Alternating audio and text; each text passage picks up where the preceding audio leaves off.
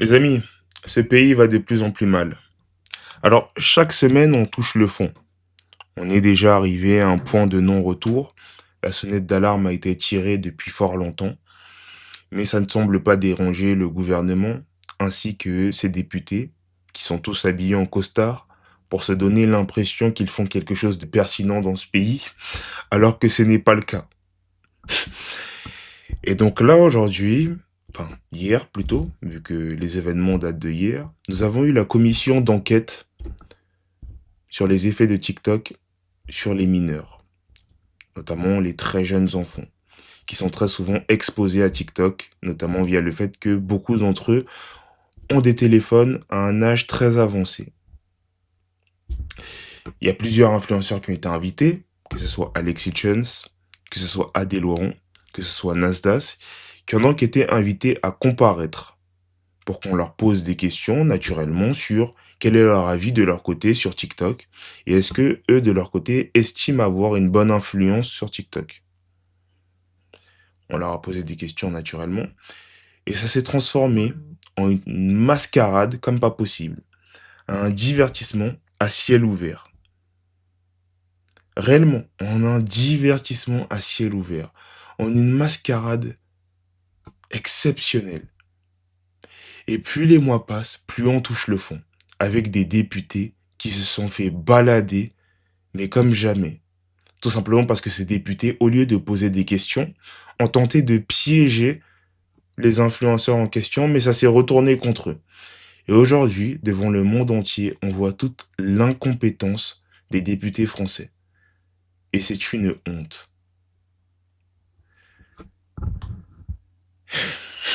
On va commencer par la première vidéo parce que je sais vraiment pas quoi dire. Cette situation est ubuesque. Commençons par la première vidéo. Et par exemple, je le dis souvent, une femme après 22 heures, qu'est-ce qu'elle fout dehors? Je sais pas sur quelle plateforme c'est. Donc voilà, tout d'abord, comme je vous l'ai dit, à l'origine, il posait des questions tout à fait basiques sur comment est-ce qu'il touche son argent sur TikTok, que pense-t-il de la plateforme, des questions logiques qui étaient l'objet de son invitation ici. D'accord? L'objet de sa convocation. L'invitation n'est pas un terme adapté. L'objet de sa convocation ici. Et puis on a commencé à se tourner petit à petit vers des questions qui ont pour but de piéger l'interlocuteur, ce qui n'a aucun sens.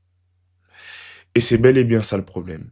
C'est qu'on est face à des députés qui étaient en réalité ici là pour faire un règlement de compte. Un règlement de compte qui est diffusé par ailleurs, partout en France, où on a tous les extraits, toutes les images qui sont diffusées en temps et en heure. Les gens ont transformé ça en divertissement. Comme je vous l'ai dit, le terme divertissement à ciel ouvert, qu'on met sur BFM TV, à la télévision, sur le téléphone, sur YouTube, que même moi je repartage et donc du coup qui va devenir des extraits qui sont viraux. Cette vidéo a déjà 7,9 millions de vues. Il y a quelque chose que je ne comprends pas. Sont-ils obligés de s'exposer autant en montrant tous les extraits, en filmant tout en direct? Est-ce que ça a un réel intérêt? Surtout si c'est pour avoir des réactions comme ça, du coup. Parce que là, vous passez pour des idiots devant le monde entier. C'est n'importe quoi. Cette situation est ubuesque. Ça, c'est des choses que vous avez dit sur quelle plateforme? Encore une fois, ça c'est sur YouTube, monsieur. Mais j'aurais très bien pu tenir ces propos sur TikTok, bien entendu. Bon. Maintenant, il aurait fallu peut-être conserver la vidéo originale. Le gros problème justement de TikTok, j'en parlais au début, et vous êtes en train de tomber dans le piège, je pense, c'est la désinformation. Vous êtes en train d'isoler mon propos. Donc vous avez pris 10 secondes d'un propos de 8-10 minutes, où j'expliquais justement, parce qu'on va rentrer en détail, parce qu'apparemment on est en train d'en parler, donc pourquoi pas, j'expliquais que le gouvernement était responsable de la sécurité, j'expliquais qu'il n'était pas normal qu'une femme en Du coup, le problème, c'est surtout de se dire, mais pourquoi sont-ils en train d'en parler? Mais ça n'a aucun intérêt. Ça n'a aucun intérêt. À part si l'objet de la convocation était du coup de le sanctionner. Si vous le convoquez et que vous lui dites, bon, on va parler des propos que vous tenez sur Internet parce que vous avez été convoqué et qu'on prévoit potentiellement de vous bannir et de vous sanctionner sévèrement. Si c'est dans ce but-là, effectivement, ça ne m'aurait pas choqué qu'il tente de le détruire et de le découper. Mais il le convoque pour lui dire, Oui, mais c'est pour savoir les effets de TikTok sur la jeunesse. Et du coup, pourquoi tenter de le confronter sur ses propos? Quel sens ça? Je ne comprends pas bien l'idée derrière. En 2025 ne puisse pas sortir dehors le soir, très tard, sur Paris.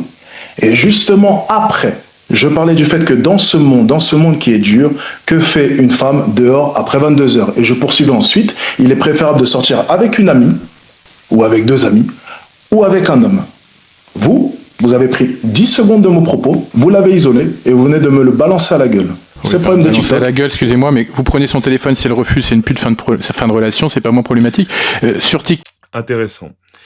Et à ce moment-là, nous avons le député, le président de la commission, si je m'en rappelle bien, qui est en train de s'énerver. Il est en train de s'énerver parce qu'il vient de voir à l'instant qu'il s'est fait piéger. Et que sa question, qui était pour lui très insidieuse, qui allait marcher, qui allait lui permettre de pouvoir tout simplement piéger Alexis Chance, n'a pas fonctionné.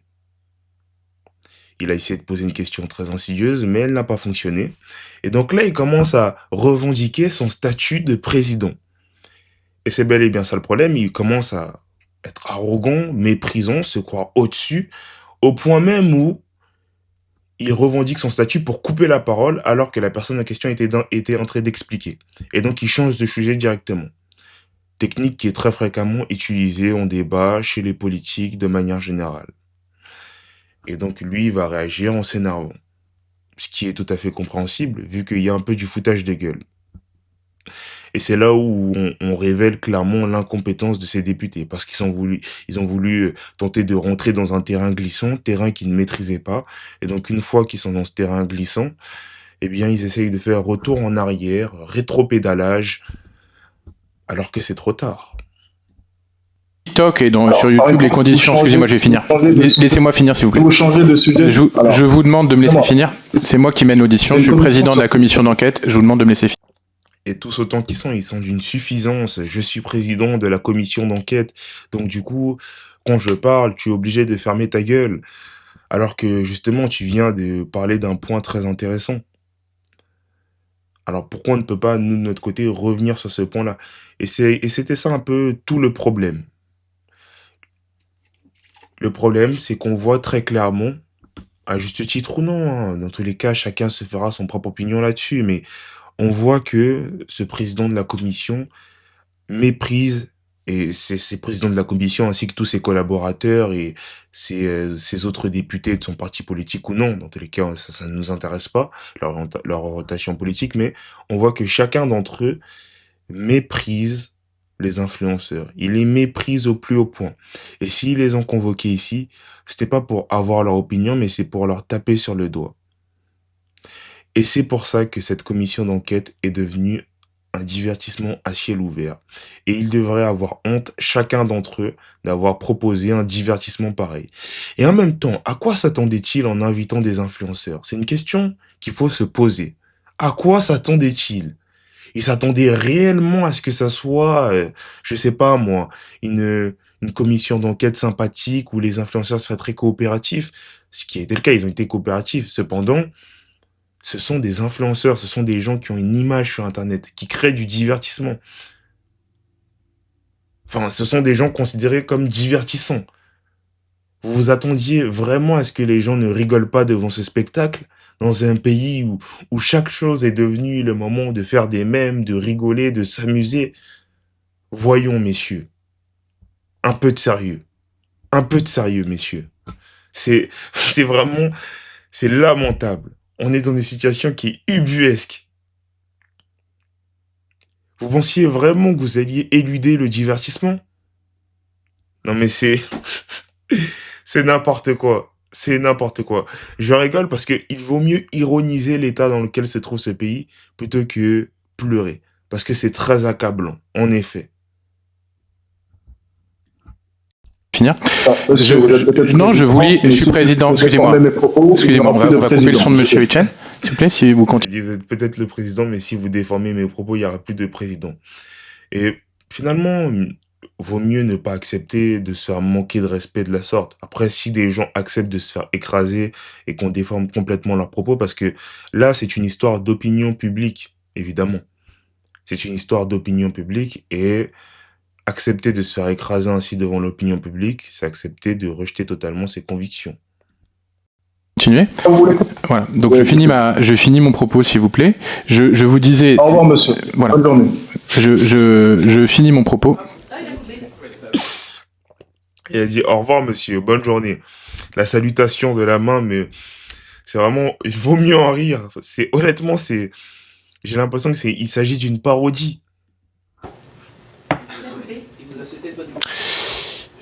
Bon, donc il est 16h24, l'audience est suspendue. Le temps de recontacter Monsieur Hitchen pour l'informer qu'on ne peut pas quitter une audition sans qu'on lui ait suggéré. C'est n'importe quoi. Il y avait encore d'autres vidéos qui étaient tous autant drôles les unes que les autres, hein. Réellement, on a touché le fond. On a réellement touché le fond. Alors, il y a tout d'abord Adé Laurent, qui a dit mon contenu n'est ni misogyne ni sexiste en taclant Alexis Chance. Mon contenu n'est ni sexiste, ni misogyne, ni masculiniste, et je n'ai jamais été violent. Dans le cadre de ma liberté de création artistique, à l'image de ce que peut permettre certaines émissions de télé-réalité, j'évoque ouvertement ma vie d'acteur de contenu pour adultes. On me juge souvent non pas pour ce que je dis, mais simplement pour ce que je suis. Ma profession suffit aux yeux de certains à me disqualifier d'office, comme si travailler dans l'industrie pour adultes empêchait d'avoir une parole responsable. Parce que je viens de la télé-réalité et que je suis acteur de films pour adultes, on me méprise en me qualifiant de beauf, comme si par définition tout contenu populaire était sexiste. En fait, ce qui me fait rigoler, c'est que un acteur pour film pour adultes est invité à l'Assemblée nationale.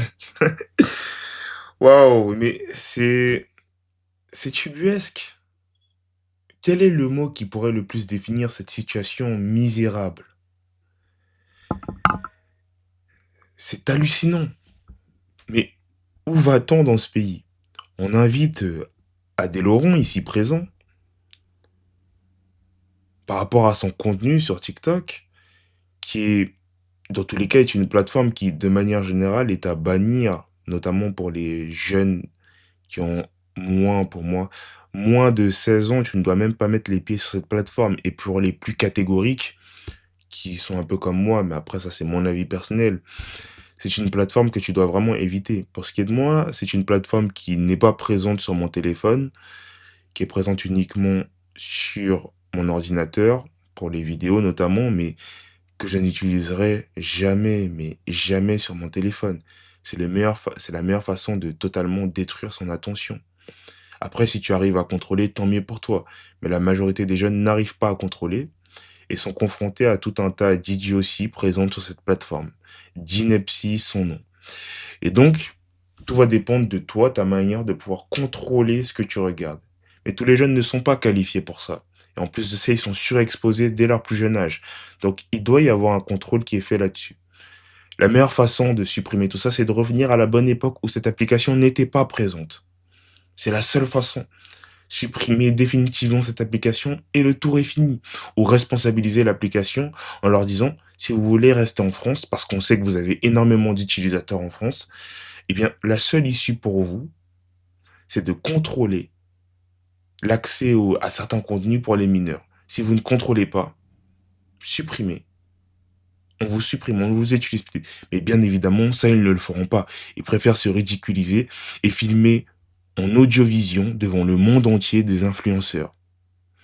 Et transformer ça en divertissement à ciel ouvert. Ça, c'est beaucoup plus intéressant. Du coup, je disais que ça, c'est beaucoup plus intéressant, n'est-ce pas? Transformer ça en audiovision à ciel ouvert. C'est beaucoup plus drôle, c'est beaucoup plus captivant. Non, mais c'est littéralement la bêtise dans laquelle nous sommes actuellement. C'est une situation qui est misérable. Ensuite, quelle autre vidéo était présente? Alors là, on a l'influenceur Nasdaq. Hein. C'est vraiment... Ça vous fait sourire, monsieur le député? Ça vous fait sourire? Je vous parle de la santé mentale des créateurs de contenu. Excusez-moi, je vous demande pas de me faire de remarques, vous êtes ici en audition. Mais vous souriez pendant que je parle. C'est pas une remarque, c'est Excusez-moi, déplaisant mais pour moi. je suis pas, c'est pas par... Voilà. Le président de la commission en question, comme je vous l'ai dit, c'est un homme qui se sent supérieur à eux, de toute évidence, de par son comportement, sa manière d'agir. Ils se sont supérieurs à eux et ça se ressent à 10 000 kilomètres qu'ils les méprisent tous autant que les autres. Et dans tous les cas, le mépris est quelque chose que tu peux ressentir, notamment à travers la manière d'une personne de se comporter. On voit tous qu'il a un comportement très contempteur à leur égard et ça se ressent. On voit la manière dont il se comporte. On voit dans sa manière de revendiquer, je suis le président de la commission, ayez un peu de respect pour mon statut, je représente quelque chose qui est bien évidemment bien au-dessus de votre simple fonction d'influenceur. D'ailleurs, je ne comprends même pas comment vous faites pour faire autant d'argent. Enfin, il va même jusqu'à leur poser des questions sur leur salaire. C'est hilarant. Pas par rapport à vous, Ah, d'accord? autant pour moi, Voilà. autant pour moi. Donc je vous remercie de continuer votre propos. Voilà. Ça vous fait sourire, monsieur le député? C'est une idiotie. Et donc là, on a même des... Tout à l'heure, vous évoquiez les types de contenus que vous produisiez sur TikTok. Vous disiez des pranks. Est-ce que vous pourriez expliquer un peu ce en quoi ça consiste? Alors, des pranks ou blagues. En décembre, je suis allé en Thaïlande. Je sais pas, peut-être que ça va vous faire rigoler. Moi, ça m'a fait beaucoup rire et ça a fait rire beaucoup de gens. En étant créateur de contenu pour adultes, j'ai visité un espace où il y avait des éléphants. Donc j'ai pris une vidéo avec un éléphant et j'ai dit un concurrent sérieux, avec la métaphore de la trompe. Voilà. Ça vous fait rire, monsieur? C'est marrant. Mais je peux comprendre que des gens n'apprécient pas. Encore une fois, je faisais du basket. Je faisais des shoots à 3 points. Et j'ai mis en commentaire, on vise le trou avec respect. Donc, un majeur peut sûrement rigoler, comme monsieur, et un mineur va voir un mec, tout simplement, qui joue au basket. Donc c'est toujours de l'autodérision, c'est toujours du fun. Non mais, en fait, c'est... Donc là, on voit Adé Laurent qui explique ses blagues. Même, je sais pas si... Comment ils se sentent après avoir fait cette entrevue avec tous ces influenceurs? Ils se sentent pas un peu ridicules d'être passés comme pour des idiots devant le monde entier? Ils se sentent pas un peu comme des idiots, là? Parce que c'est d'un ridicule. On est sur un niveau d'idiotie, de ridicule phénoménal. Très honnêtement. Je sais pas comment ils se sentent, mais ils devraient se sentir extrêmement ridicules. Très honnêtement. Parce que ça l'est. C'est ridicule. De là à ce qu'il explique ses blagues devant une assemblée. Enfin, je ne comprends pas. De base, on n'est pas venu ici pour discuter de leurs propos. Après, lui, il a pris ça pour sa défense, j'imagine. Mais ce n'est pas... À ma connaissance, je ne crois pas qu'il s'agit, je sais pas moi, d'un tribunal. C'est juste une convocation qui a été volontaire ou non, qui avait pour but de connaître les effets de TikTok sur les mineurs, notamment en mettant en avant peut-être la responsabilité de certains créateurs de contenu qui bénéficient d'une notoriété exceptionnelle, telle que Adé Laurent, Alexis Chen ou Nasdaq précédemment. Et ça se retrouve en train de discuter des propos qu'il a tenus, qui sont de simples boutades finalement.